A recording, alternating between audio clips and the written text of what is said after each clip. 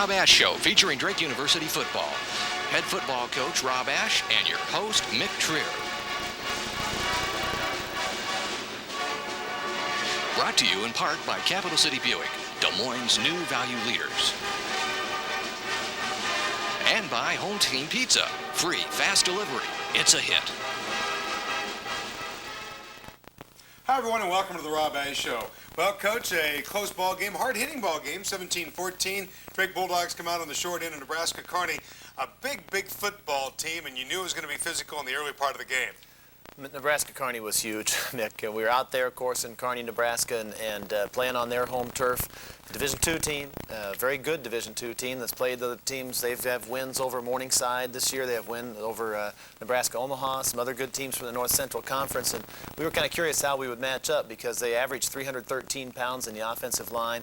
Big, tough, hard-hitting team. But as the game wore on, we proved we could play with them. And, in fact, we drove out of there figuring that we could have had a win, should have had a win, but it just didn't quite work out that way. Very controversial call at the final part of the ball game, one that gave them a first down inside the 2-yard line. What's your thoughts on that? Well, it was a 4th down and goal situation. They threw the ball in the end zone, and I thought we made a good play on the ball, but the flag went down, gave them 1st and goal again at the 1, and it was a devastating play. I guess it's my feeling that the officials ought to let the guys play, unless it was a real obvious infraction, maybe tackling the guy when you're clearly beat or something, but it wasn't a play like that. We had the play well defended, Mick, and 2 guys around the receiver. I think the contact was just going to happen in a 4th down situation and goal. And we should have had them stopped, and it was very discouraging to our whole team. Been a lot of football games. Certainly saw a lot of penalties over the years, but quite a few of them in this one, quite a few of them in the part of the first half. Sometimes you get so many penalties, it certainly stops and breaks up the flow of the game. Did it hurt Drake in that manner? I think it did. It wasn't a very fun game to play because of all the penalties. I'm not going to sit here and say that it was the reason we lost or anything, but it wasn't as much fun as some of our previous games, and it took away from the game somewhat. Well, we do have some highlights coming up for you, and we'll do that right after this. Quality, style, luxury, everything you've come to expect from Buick. Selection, service, value, all you can expect when you visit Capital City Buick. From the Skylark to the Park Avenue Ultra, Capital City Buick offers Central Iowa's largest selection of new Buicks and has quietly built a reputation for genuine service, not pressure. Capital City Buick, Des Moines' new value leader. When Home Team Pizza delivers, we never know quite what to expect.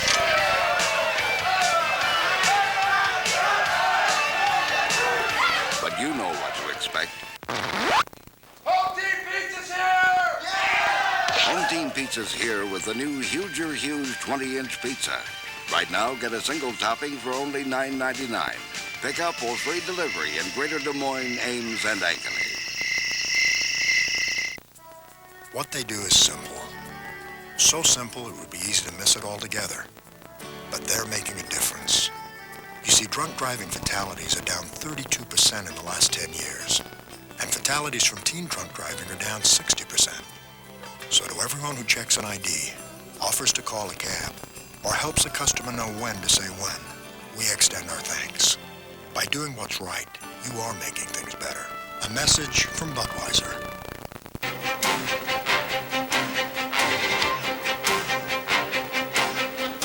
When the delivery time of gasoline, diesel fuel, and motor oil supplies is crucial to Iowa industry.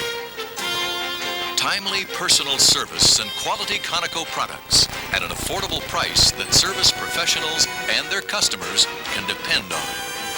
Parker Oil Company of Des Moines, Iowa.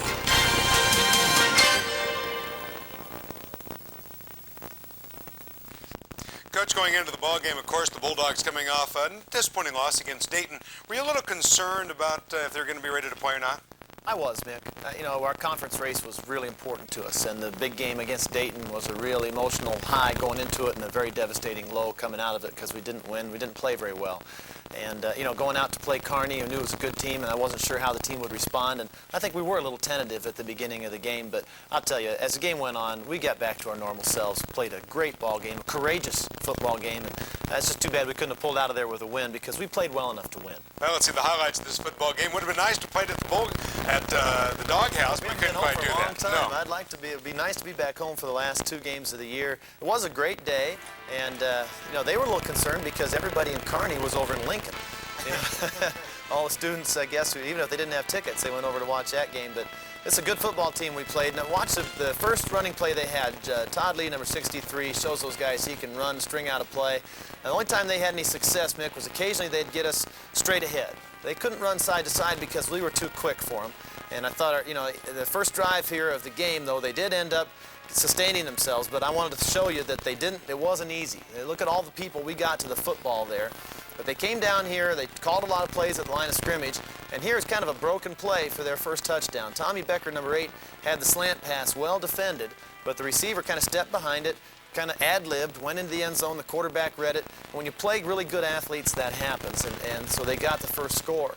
We couldn't move, we had to punt out of our own end zone, we had a personal foul penalty prior to that punt, so they got the ball out at about the 40-yard line.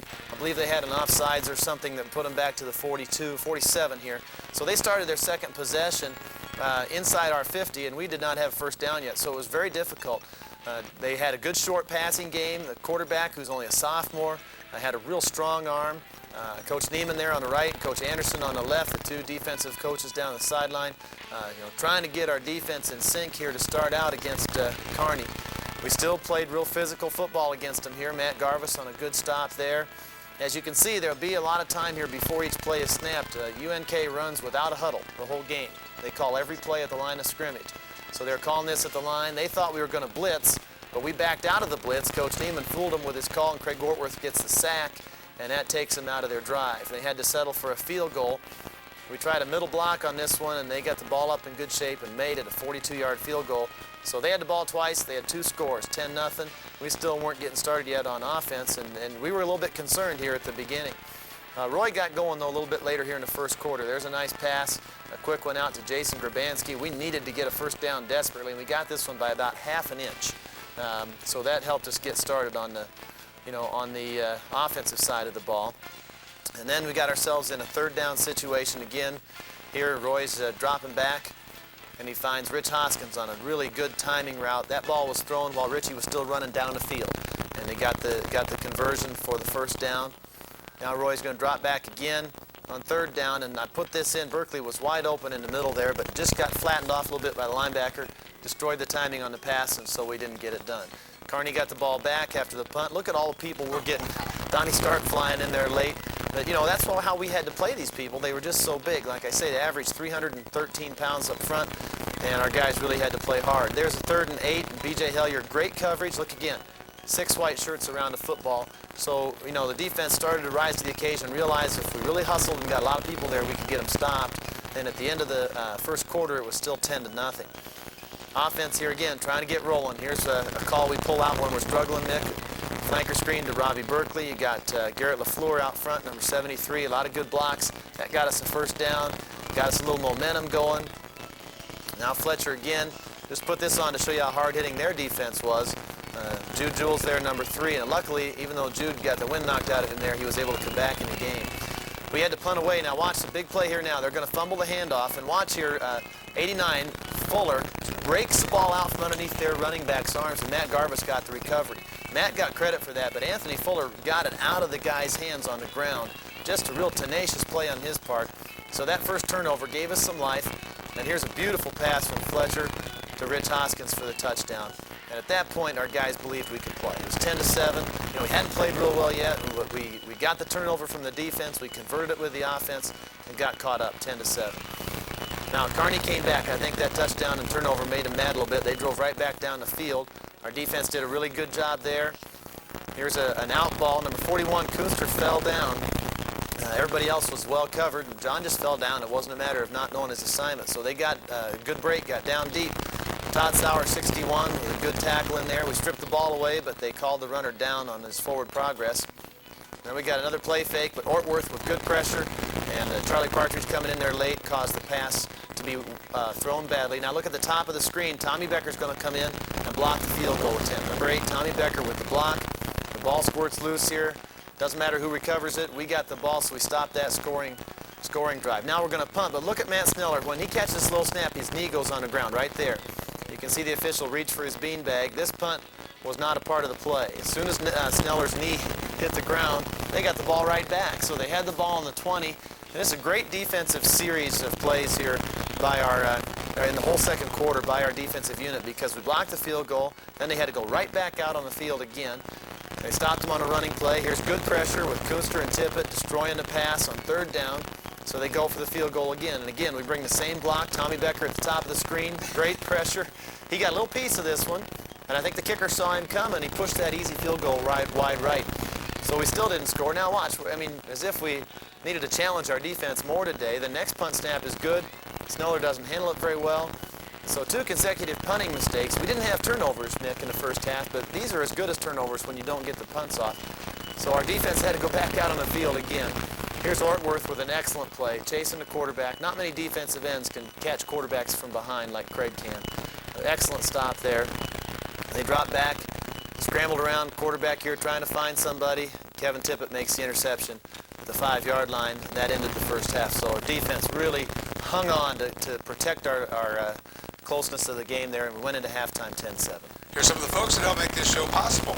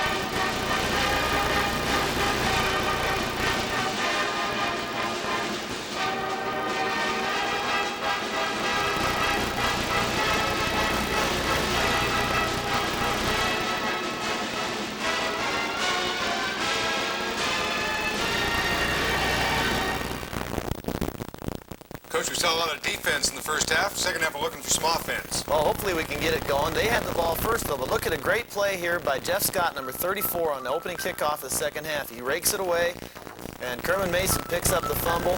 We got possession of there. Kerman had it long enough so that we got possession. So when the ball rolled out of bounds, we got the ball. So we kicked off to them, and we get the ball inside the 25-yard line.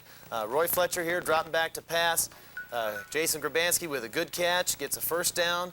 I think Kearny was a little stunned here, Mick, because they were going to have the ball. They were going to come out and set the record straight here in the second half. And the turnover on the opening kickoff, we get a good completion. Then Roy sees a blitz coming. You'll see Schimberg go over here and get a piece of that linebacker. And Roy finds Jude Jules in the back of the end zone, wide open.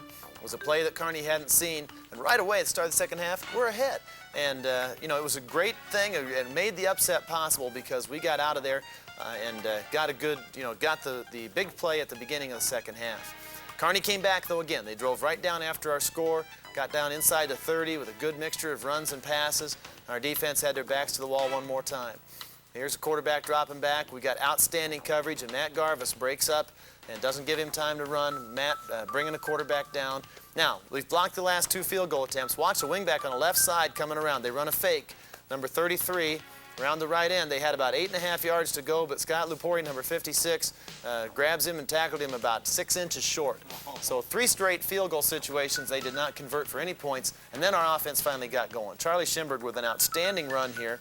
Our zone dive can go anywhere, and Charlie cut that one way back across the grain, got us going. Cortez Hull running real hard, running through a couple arm tackles, getting more yardage for us. We found ourselves in a 3rd down and 4 situation. Fletcher, under heavy rush, finds Richie Hoskins for about 6 yards, and we're in really good shape here. Then on 1st down, we gained 8 yards, and on 2nd and 2, the pitch out here to Cortez, and I had to put this on. I'm not trying to, you know, put Cortez on the spot. It was just a tough situation because we were driving and we gave the ball back. But you see, Kearny's kind of getting out of their element here. They're running reverses and stuff, and, you know, they're the big team. They should be powering us, and they can't do it. Kerman Mason with a nice stop there on the reverse, so they had to punt it back to us again. And we got going again. Here's an excellent play from Fletcher to A.J. Mumm. Watch this catch. It was outstanding. A.J. ran a long ways while that ball was in the air. And look at our sideline. We're believing now we can win this game. Everybody's making plays. The quarter changed. We went into the 4th quarter. Charlie Schimberg with a good run. We're finally blocking some of these big guys. and we got ourselves down here. Second down, play fake, big pressure. Roy had to throw under pressure, and it's too bad he did because Hoskins had his defender turned around, couldn't quite make the catch. So on fourth down, we tried about a 35-yard field goal, and it just missed by a couple of feet to the left. That was a big play because we would have had a 7-point lead instead of just the 4-point lead, but we didn't convert. Now, at this point, we've had some injuries. Charlie Partridge is hurt. Craig Ortworth had been injured, and you know, it's getting tough on our defense out there. They've got a first down on about the 30, and this is a fourth down play right here where the quarterback had good coverage. And then so they tried this time. Oh, this is where Ortworth got hurt. It was fourth down, and we had good coverage, and Ortworth got a foot up underneath his face mask, and got some cuts on his nose and his eye, and so that's where he got injured. But it was a great fourth down stop. We go to the flanker screen again one more time to try to get something going, and Robbie Berkeley picks up the first down. But then on this play here, devastating play for us. They had a big blitz. The outside backer came in, and Fletcher was hurt. So now on 2 series here in a row, Ortworth's been hurt and Fletcher's been hurt.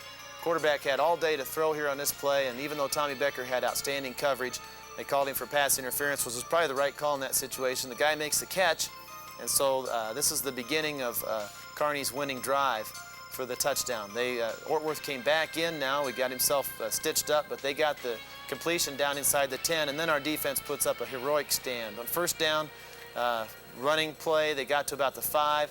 Second down, a tailback, Van Housen, gets down to about the 2, but we made a good tackle there to keep him out of the end zone. Now they're going to try to run left, and Garvis is going to come from middle backer and stuff him for no gain. So we get up into a fourth down and goal situation. 3 minutes left in the game. They need to go for the touchdown, so they go for it to try to win the game. He's going to roll out here to the right, and he's going to try to hit his tight end in the back of the end zone. And we've got him completely covered. We tipped the ball away, but the referee threw the flag. And on the pass interference in the goal line, of course, they get first and goal at the 1. And our guys were mentally down. We tried to get them back up. We called timeout to try to get our team back going again. It was very difficult, and they just found a little crease inside and got the go-ahead touchdown, 17-14. With about 2 minutes left in the game, then they kicked off to us. Cortez Hull here taking the ball out of the end zone. They decided that since it was so late in the game, might as well try to get something. When he broke all those tackles, that really gave us a spark. We got out into the 40. As I said, Fletcher was injured, so Jay Anderson comes in here. Good play fake and a great pass. Of course, they're playing deep now, but Richie Hoskins got back in there between 2 defenders and made an excellent catch. So we got some life, thinking we might be able to get down there, but then the blitz again sacks Jay Anderson, and we had a difficult time. We couldn't come back, 2 more incompletions. So it ended up 17-14. Coach Boroff and I there talking right after the game. Coach, I know most coaches will tell you that one play does not make a game.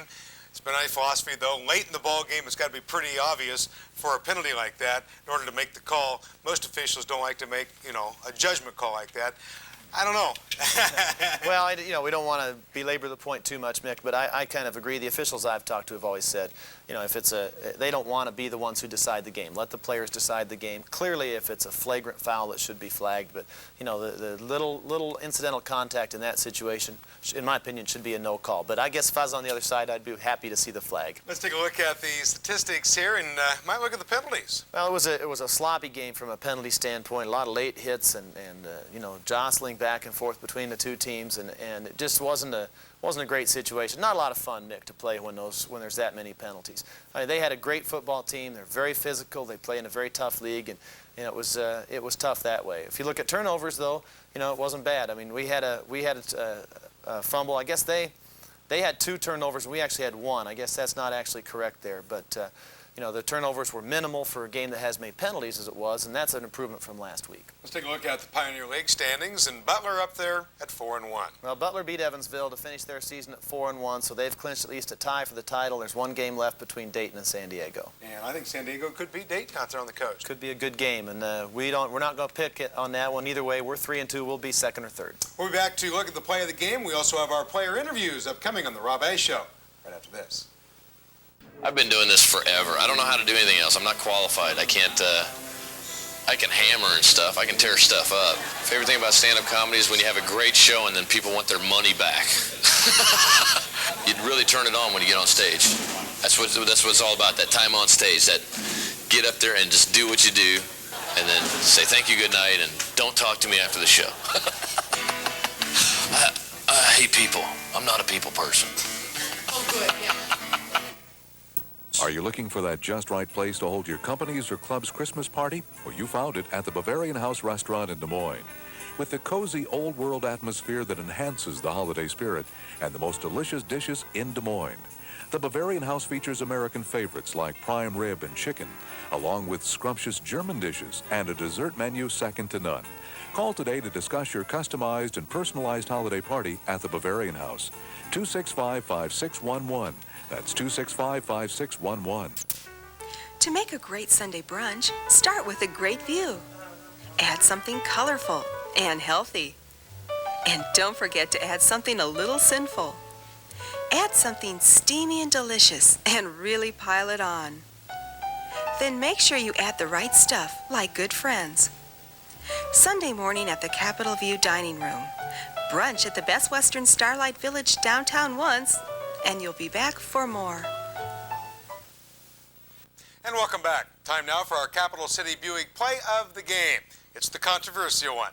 Here's head coach Rob Ashe.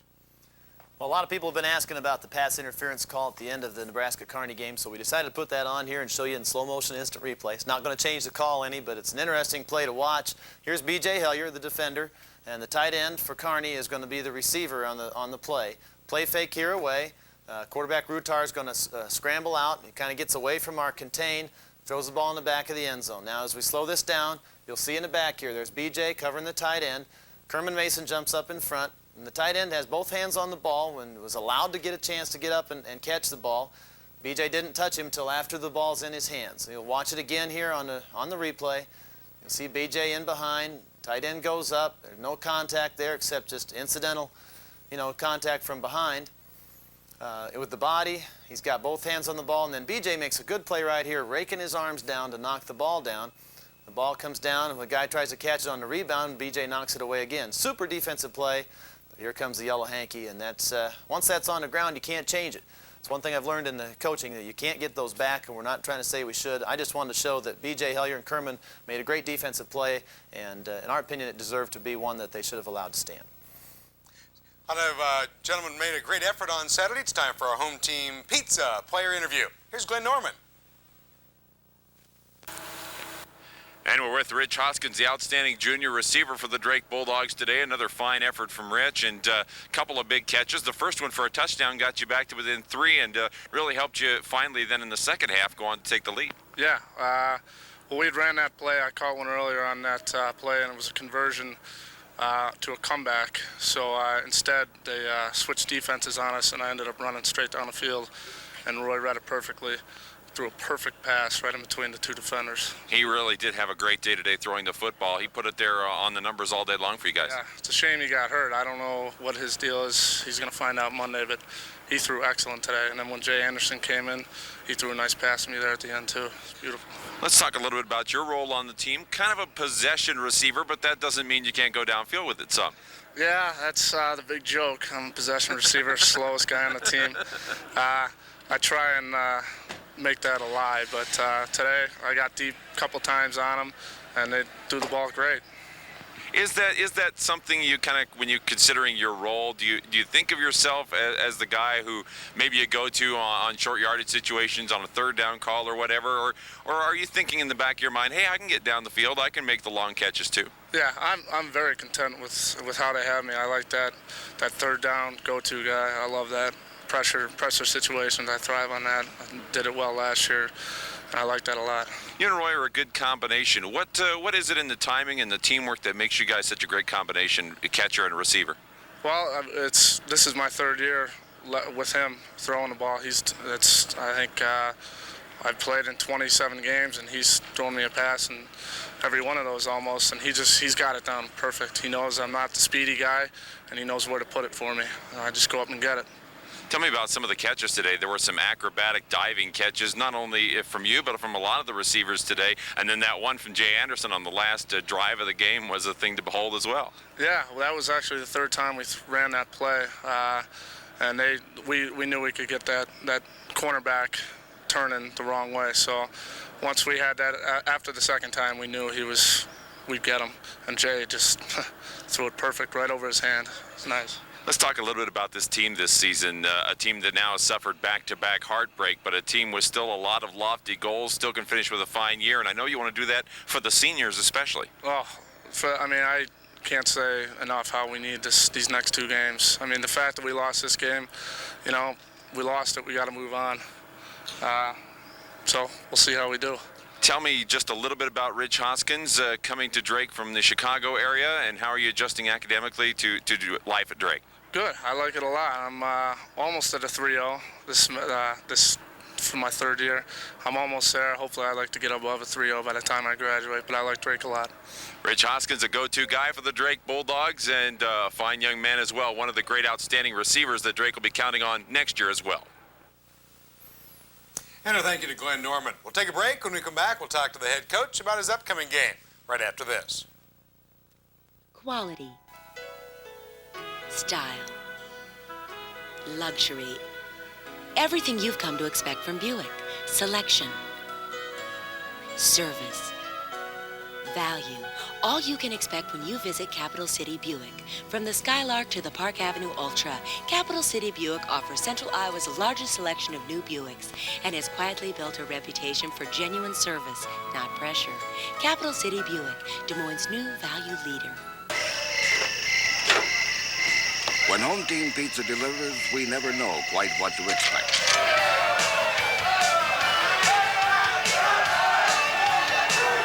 But you know what to expect.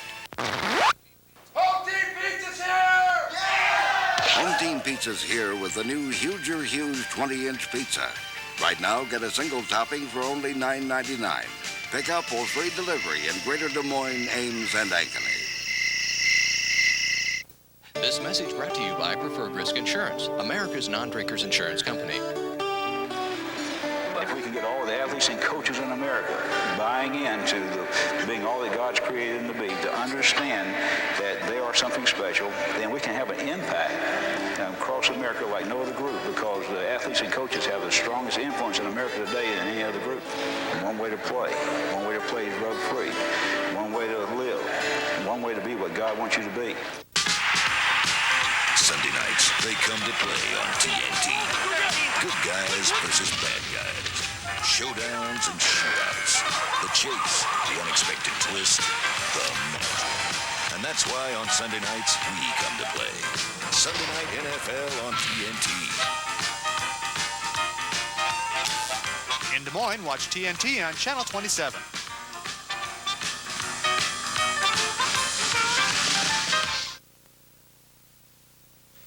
And welcome back. Well, Coach, 2 games remaining for the Drake Bulldogs. Wisconsin-Oshkosh coming up. Another big physical team you got to face Saturday. Wisconsin-Oshkosh is a physical team. They play in the Wisconsin State School League. They're a school of about 10,000 students. They have a lot of good guys to draw from the Wisconsin area, and they play teams like Whitewater and La Crosse and River Falls and some of those good teams up in Wisconsin. Big guys, and they're going to be tough. Drake Bulldogs coming up off a couple of losses here, but it's been a hard schedule for you. How are the Bulldogs looking right now? Well, we've had a tough stretch. We had 4 tough conference games in a row, and then Nebraska, Kearny, and then we lost these last 2. And we haven't lost 2 games in a row for 3 years. So that's good news, I guess, is that we haven't had any problems like this. And I think our team's not used to losing. It'll be nice to get back home. I think our guys will want to try to win for our seniors and want to get back on track again. And I expect our team will rebound pretty nicely. Drake Bulldogs defensively really playing well. Wisconsin-Oshkosh also a good defensive team. Yeah, I expect a low-scoring struggle, Mick, in the sense that they're a very physical team. They've held 5 opponents under 10 points or less this year. They don't play do a lot of different things on defense. They just line up and play you tough, and our defense does a pretty good job of that too. They've struggled a little bit at quarterback, and they've got a young guy at quarterback, and hopefully we can mix it up and keep the score down and find a way to put a few points on the board. Going to get some people healthy? We need to get people healthy. We're real banged up from from Kearny, but hopefully we'll get them healed up in time for Oshkosh. Good luck to you. Thank you. We'll see you next week at the Rob Ash Show.